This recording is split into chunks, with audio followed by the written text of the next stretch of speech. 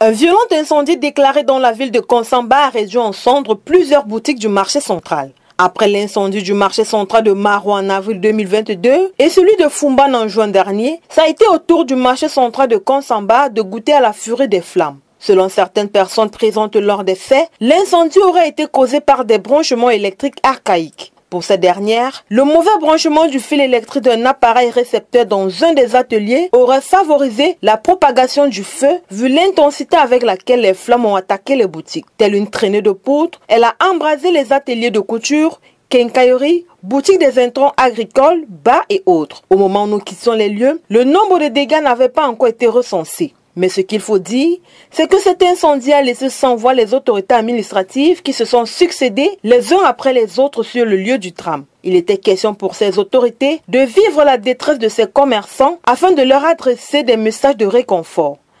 Nous n'arrivons plus du tout à comprendre ce qui se passe dans notre ville. Il y a juste quelques mois, le marché B a été calciné. Une grande partie des commerçants ont perdu presque tout, pour ne pas dire tout. Et comme si ça ne suffisait pas, voici donc un autre marché qui vient d'être touché depuis 2h45 exactement. Nous voulons adresser toute notre sympathie émue à tous les commerçants qui sont durement frappés. Nous avons vécu des scènes assez dures et assez douloureuses ce matin lorsque le monsieur qui a la quincaillerie s'est arrivé. C'était extrêmement dur. Soucieux du malheur qui vient de frapper ses habitants, le maire de Konsamba premier El Hadj Oumarou n'a pas hésité à se rendre auprès des sinistrés pour démontrer sa compassion à ces commerçants qui se trouvent de nouveau au chômage. On doit simplement une fois de plus réconforter tous ceux qui ont été touchés, notamment les commerçants. Nous voulons leur dire que, comme par le passé, notre commune fera des hauts et des bas pour être à leur côté comme toujours. Et bien plus, ce qui est sûr, c'est que les autorités administratives vont relayer l'information auprès de la haute hiérarchie pour prendre des mesures qui pourront peut-être essayer d'apporter une certaine accalmie.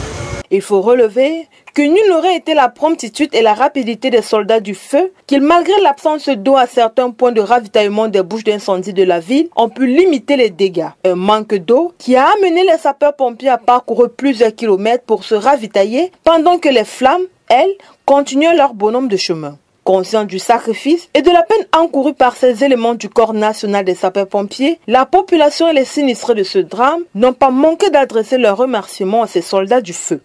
J'étais ici depuis le début du feu. Mais ici aux sapeurs, c'est les gars qui ont travaillé. C'est qui ont travaillé les sapeurs. Je dis merci au commissaire adjoint.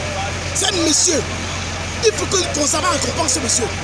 Le monsieur depuis 2 heures est debout. Je dis merci aux sapeurs. C'est les gars qui ont bossé. Ils ont bossé. Ce manque d'eau dans les bouches à incendie pousse donc à interpeller le délégué départemental de l'eau et de l'énergie pour le Mungo et les responsables en charge de la distribution d'eau en abrégé Kamwata pour que des mesures soient prises afin que de pareils désagréments ne surviennent à l'avenir. Pour l'heure, une enquête a été ouverte afin de déterminer les réelles causes de cet incendie. Mais en attendant les résultats de cette enquête, pour prendre des mesures fortes, des sensibilisations sont faites aux commerçants pour éviter des installations frauduleuses.